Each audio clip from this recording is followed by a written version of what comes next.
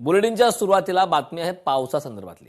राज्यात पावसाची पुढील वाटचाल ही मंदावली आहे। राज्यातील मोसमी पाऊस 4 दिवसांपासून एकाच ठिकाणी स्थिर आहे। उत्तर कोकणात अद्याप पूर्व मोसमी पाऊस सक्रिय नसल्याने तापमानात वाढ झाली। मराठवाडा विदर्भाच्या काही भागात उष्णतेच्या लाटेसदृश्य परिस्थिती ही पुढील 3 ते 4 दिवस उष्ण आणि दमट वातावरण कायम राहण्याचा अंदाज आहे। तळ कोकणात 6 जूनला मोसमी पावसाचं आगमन झालं, मात्र त्यानंतर पावसाची पुढील वाटचाल मंदावली आहे। राज्यातील मोसमी पावसाची उत्तर सीमा गेल्या 4 दिवसांपासून एकाच ठिकाणी स्थिर आहे। मराठवाडा विदर्भातील काही भागात उष्णतेच्या लाटेसदृश्य परिस्थितीची आता नोंद झाली आहे। राज्यातील पावसाची पुढील वाटचाल मंदावली आहे।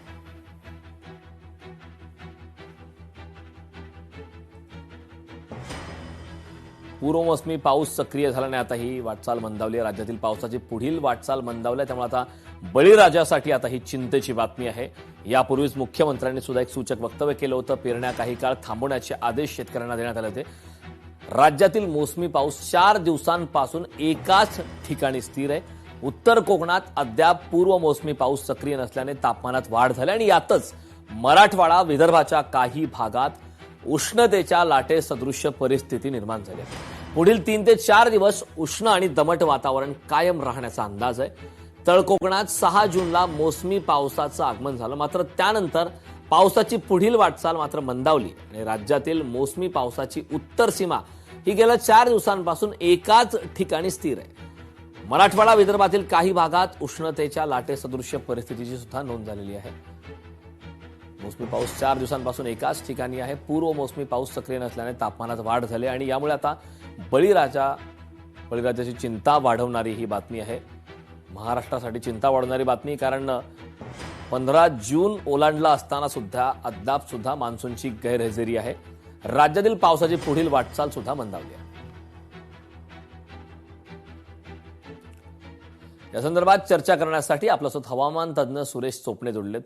सुरेशजी, लोकशाही न्यूज मध्ये आपलं स्वागत आहे। राज्यातील पुढील जी पावसाची अंदाज आहे तो आता कमी आहे। मराठवाडा विदर्भाच्या काही भागात उष्णतेच्या लाटेसदृश्य परिस्थिती आहे आणि वेग जो आहे, पुढील वाटचाल जी आहे ती पावसाची मंदावली आहे। आगामी काळात काय होऊ शकतं, कारण एकाच ठिकाणी 4 दिवसापासून पाऊस स्थिर आहे, याची नेमकी काय कारणं असू शकतात? नाही, यावेळेस अल्निनोचं जे प्रमाण आहे ते वाढलेलं आहे। तर बहुधा 4-5 वर्षानंतर अल्निनो येतो, पण अल्निनो कधी स्ट्रॉंग राहतो, कधी मीडियम राहतो, कधी कमी राहतो। तर या वर्षीचा अल्निनो एकदम स्ट्रॉंग अल्निनो आहे असं सर्व जगातील तज्ञांचं भाकीत आहे। आणि नेमकं काय झालं की हिंदी महासागरामध्ये आपलं जे तापमान आहे ते तापमान वाढलेलं आहे। म्हणजे आपल्याकडे येणारे जे वारे आहेत, मान्सूनला जे वारे आहेत ते आता मर्यादित झालेले आहे। म्हणजे अजूनही वारे जे आपल्या नैऋत्य वारे यायला पाहिजे ते आपल्याकडे येत नाही आहे। अजूनही मान्सून केरळामध्ये स्ट्रॉंग मान्सून नाही आहे। म्हणजे वीक मान्सून जे हवामान विभाग दाखवत आहे ते चालू आहे। तर हे चित्र बदलायला अजूनही 15 दिवसाचा कालावधी लागेल। आणि आपल्याकडे जो मान्सूनचा पाऊस आहे तसाही दर काही वर्षामध्ये 24 तारखेला येत असतो। आणि हवामान विभागानं जाहीर केलेलं आहे की आपला जे मान्सून आहे तो 15 ते 20 दिवसांना उशीर झालेला आहे दरवर्षी। त्याच्यामुळे पुन्हा आपल्याला 15 दिवसाची वाट पाहावं लागेल। अगदी सुरेशजी, मागच्या वर्षीचा अपवाद वगळता मान्सून हा प्रत्येक वर्षी 20-22 किंवा 24 जून नंतर येत असतो। मात्र तुलनेने आता मराठवाडा आणि विदर्भातील काही भागात उष्णतेच्या लाटेसदृश्य परिस्थिती सुद्धा त्याची नोंद झाली आहे। तशी गंभीर परिस्थिती सध्या मराठवाडा आणि विदर्भात पाहायला मिळते। यावरती आपली काय प्रतिक्रिया, याची नेमकी काय कारण असणार आहे? नाही, आता सूर्याचं आता हे उत्तरायण चालू आहे।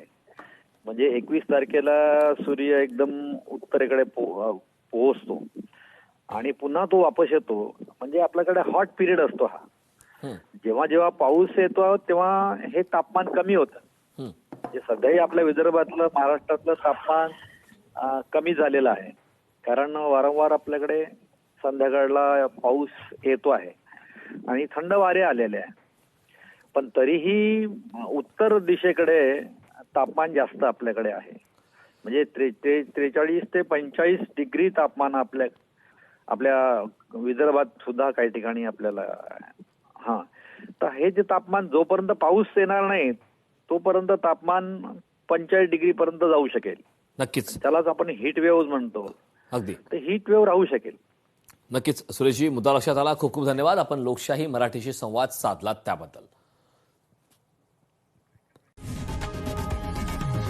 लोकशाही मराठी ऐका, पहा, जागरूक रहा.